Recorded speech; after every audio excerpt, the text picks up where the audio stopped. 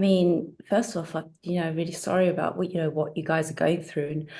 And I think what you're doing right now is such a beautiful thing, holding the space and giving your community a chance to really um, hold each other's hands and share a forum, a space, even though it's maybe not in a physical space, but you're holding a space where people can actually share their thoughts and feelings and be with like-minded people, because that's so important, isn't it? Because the world today is so loud and there's so much chaos going on, and it is really scary. So things like this it's so important for mental health for everybody, really, for all over the world, not just where you are. But I found that having these sanghas, especially for me, is not so much helpful to everybody else, but for myself as well.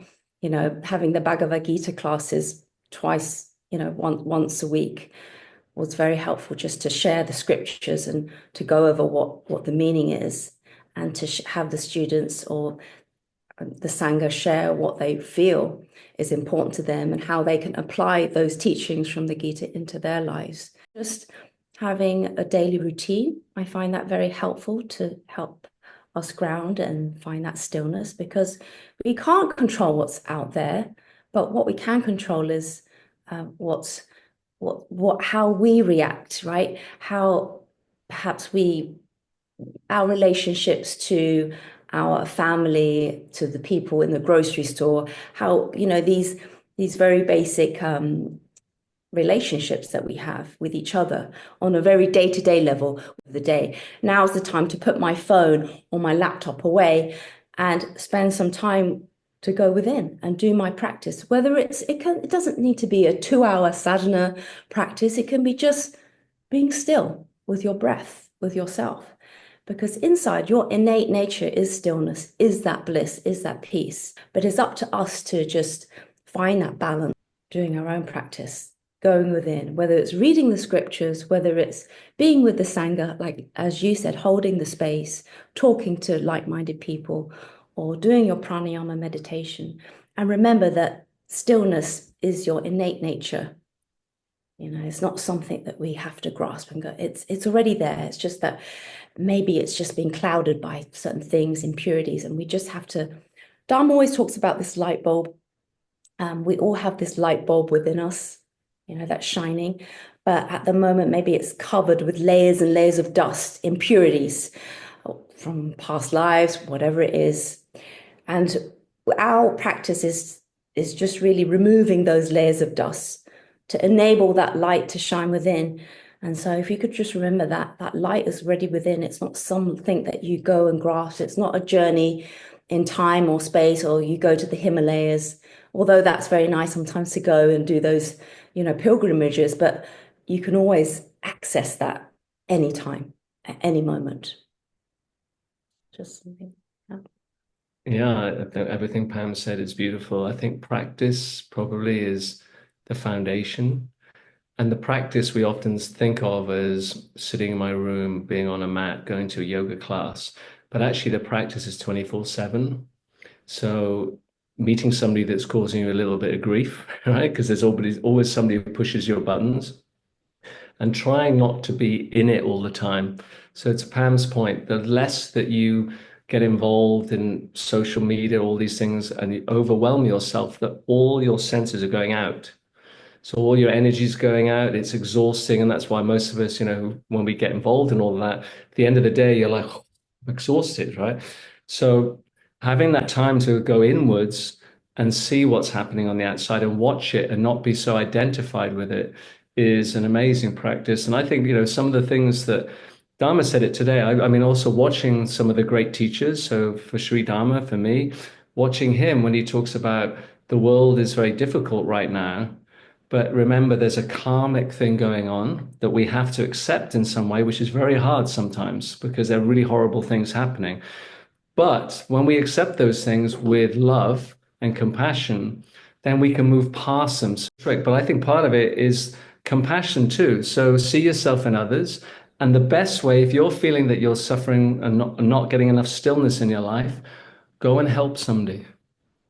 Go and help somebody that really needs something. And it could be anybody, somebody on the street, somebody who doesn't have any food. It could be just a family member, right? It could be anything. But helping people removes this kind of like craziness that's going on in our minds, and it helps focus us back to seeing ourselves, sameness everywhere.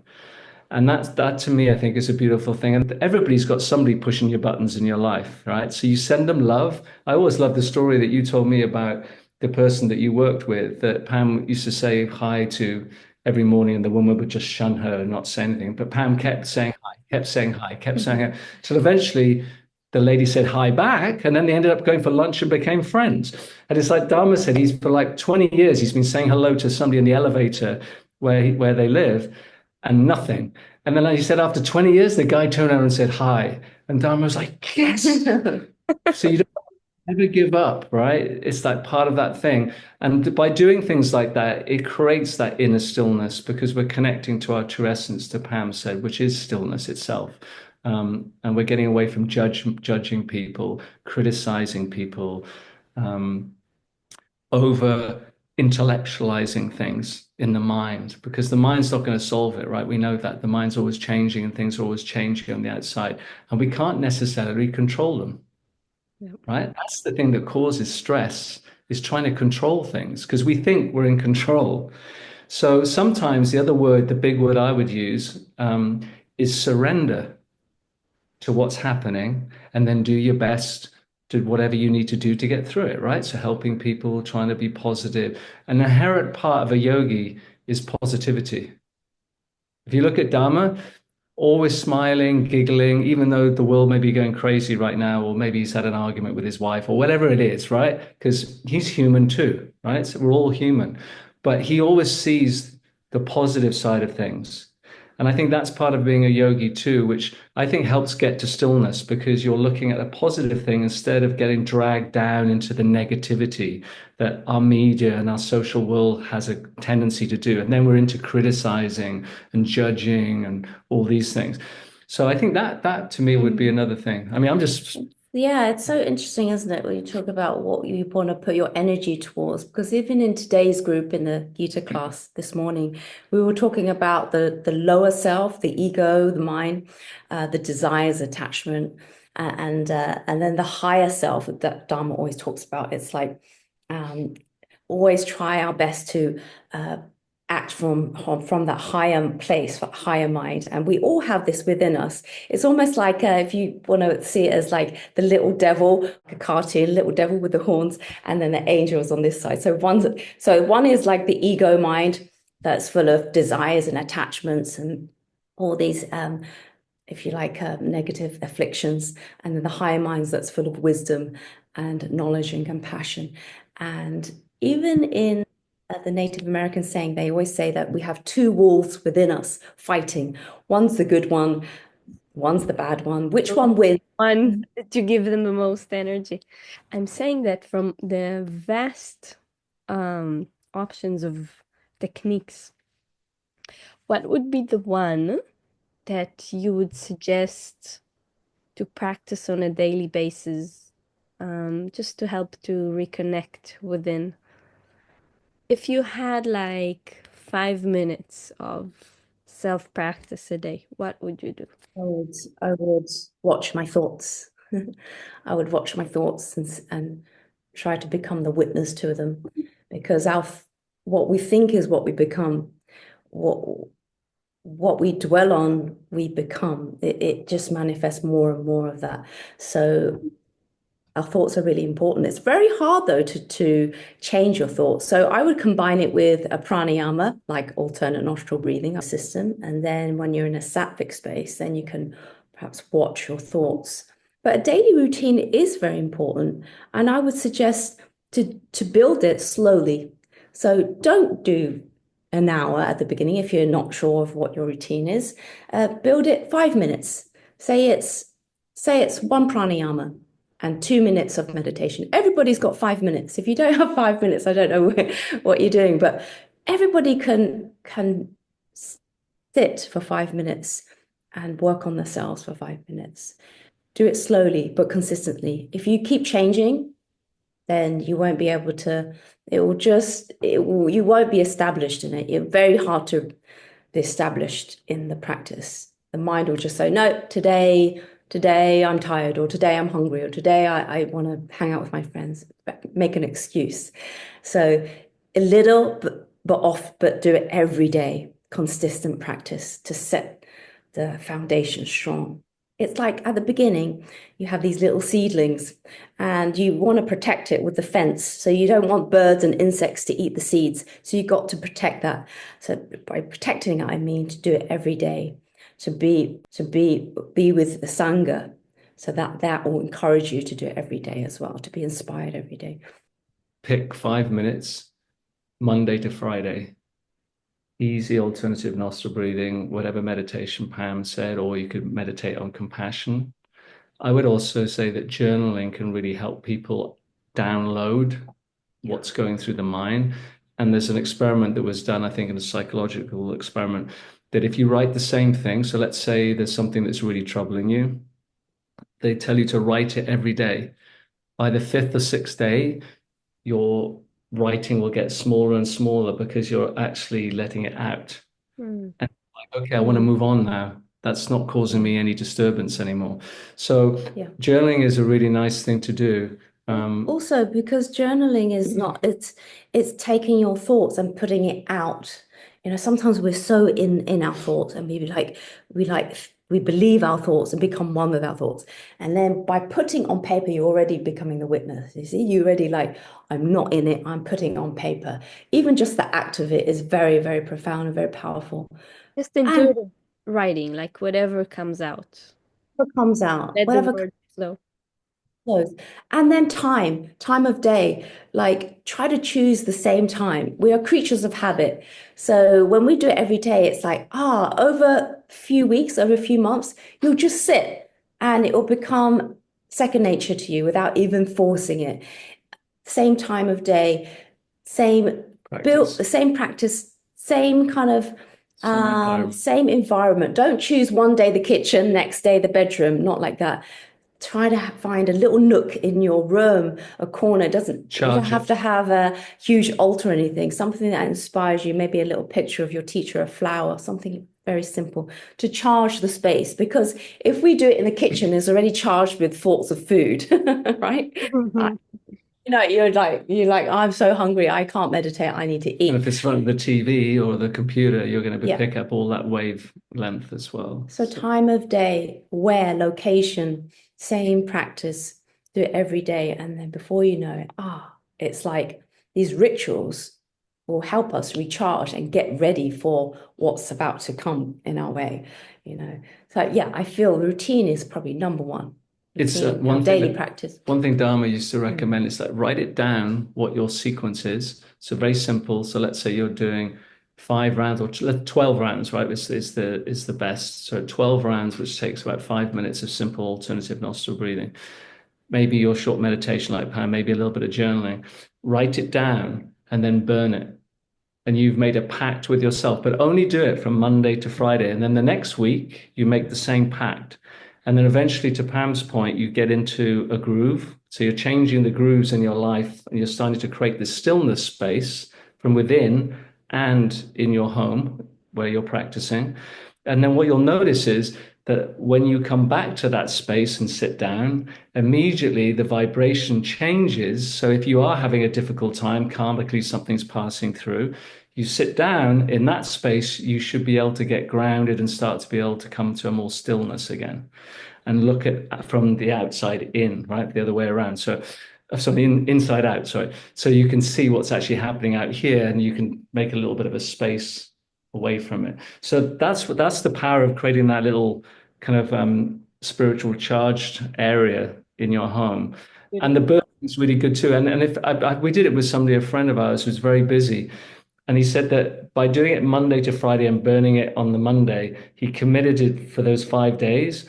And then he actually did practice on Saturday and Sunday because he was actually starting to feel some stillness. And then he'd write it down again, burn it on Monday to Friday. So it gave him something that was manageable and not overwhelming. And then burning it, though? Interesting. So then you can't go back on your vow.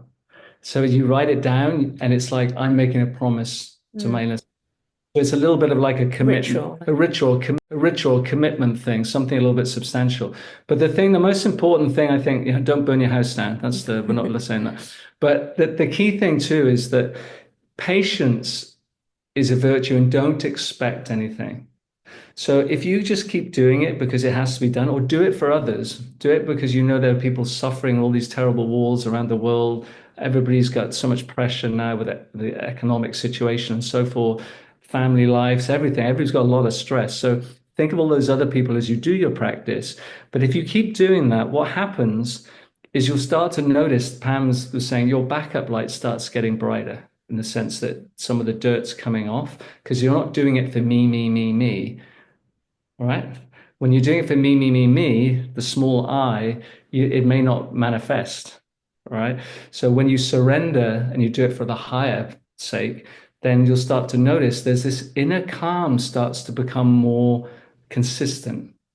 And then you can see, so even when you're in like Pam was saying, a situation that's not very pleasant and it's disturbing the stillness, you see it from a witness perspective and you're not in it. Now, we all get dragged in, right? None of us are like saints here, but you can often have that split second where you can go, should I say that? Or should I walk away? Or should I just say, I've got nothing to say because this is not going to serve me, it's not going to serve them, and it's going to cause more stress and anger and so forth. So I'm going to walk away, I'm going to breathe, and then I'll contemplate maybe what I do next before doing it, right? So you have that moment to contemplate before you act. And that is part of the practice. I mean, I love it. We were talking about Dharma the other day, where Dharma's, sometimes you can ask him a question and our tendency is to want to answer straight away, right? Somebody asks a question, I'm going to tell you the answer because I want to tell you that I know what I'm talking about. Dharma will go, I'll get back to you in 2 weeks, because he contemplates what the perfect answer would be in that point in time for you, and not just from his ego. The I is taken out of it, the small I. So that's a really good practice too. It's like, try not to act on just your Rajasic, to your point, because you're being pulled out of that sattvic space. Once you go into Rajas, it's pain and suffering. We all know that, right? So we do our best to be in a sattvic space, a sattvic state. And when we're in a rajasic state, it's normally someone says something to us that irks us and we immediately react to whatever they say. But when we're in a sattvic state, they say that even in your meditation, there's a window of opportunity where you can't control your thoughts, but they come from a storehouse of samskaras, right? They come up, and you can imagine the thought coming up to the surface of the mind, and you're so quiet and you're so sattvic, you can almost see that thought. And if it's a negative thought, if it's a thought that's not helpful to you or others, then you can switch it. So the power of switching thoughts, you've probably heard of this. If it's something unhelpful, whether it's doubt or jealousy or anger or something like this, it's so quiet, you can switch it before it forms this psychic energy, a powerful energy, and takes over your mind. You can switch it, and then a positive thought will come back down. And over time, we're making new grooves, new grooves in the sand. Today, a beautiful student was talking about these grooves in the sand. So if you think of, we all have these grooves, our samskaras, right? Or our habits. But to make a new groove, so imagine having a stick and making a groove in the sand. So we have this samskara that's a very, very deep groove. So obviously the water's going to go there first because it's a very deep groove that we've been doing probably thousands of lifetimes. But in order to make a new groove, we have to put the stick in the sand over time. So of course, at the beginning, it will still go back there, but we're always trying our best to make that new groove as we keep going again and again. So no effort is ever lost.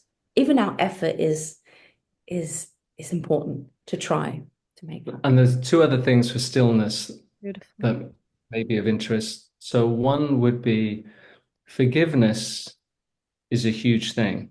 So Dharma often says, even a high soul being, high level of consciousness, may lose their temper for a moment because we're human. But the difference is they will immediately, after that millisecond, they'll want to apologize or they'll want to make up.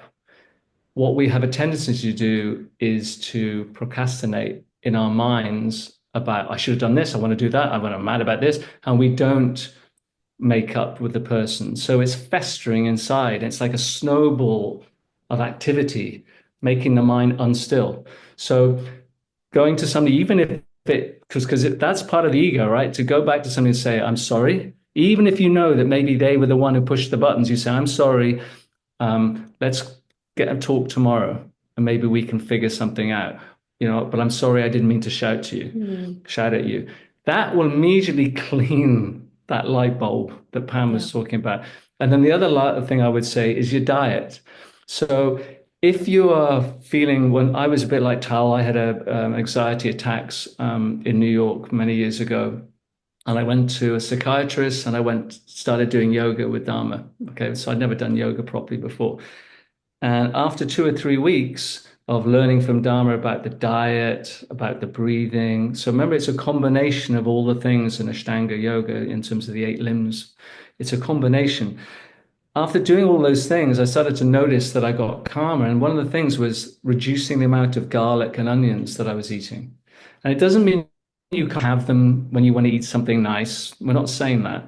But eating it consistently, especially when you want to make a change to that groove, like Pam was saying, sometimes you have to remove some of the things that make you more rajasic, right? So it can be what you eat, what you drink, right? I used to drink alcohol. I'd be eating things that were spicy, that would make me more active and my mind would be more rajasic. So, and I noticed that once I changed some of those things, that actually I was a little bit calmer. And so that, I think the food that you put into the machine has a huge impact on what happens up here and trying to quieten this thing down. So I think all the things that, beautiful things Pam said, and I think everything is combined. But if you could do that 5 minutes, sow the seed. I loved your example of, put the little, was it terrace? Did you put a little fence around it? Yeah. And water it and nurture it and let it bloom and let it bloom. And before you know, it'll be a forest. And then that forest is going to be your true essence. So then everything else is going to be so much easier. Beautiful. So beautiful, guys. I love you so much. We love It was a bit more than 10 minutes. So Sharing. forgiveness is so true. Forgiveness, forgiving others, but also saying sorry to the people that you hurt. So it goes both ways, isn't it? Sometimes we say things that are very hurtful. That person remembers what you said 10 years later. They're like, Pam, do you remember the thing that you said in the playground? I'm like, whoa. So yeah, saying sorry to the people that you hurt. You didn't mean what you said, and asking for forgiveness. They may not want to receive it, but that's okay because you did your best. Right? Because we're not expecting anything. Remember, that's the other key thing. There's no expectation. We're doing it because it has to be done because we're seeing sameness. But I think smiling's a good thing too. Laughing, smiling. And as Andrew said, helping others is probably the best thing. Yeah. Just do something to help others, to serve others. Yeah. Like you're doing. Yeah. So you're a huge inspiration. We're so honored to spend time with you. Thank you, guys. Thank you so much.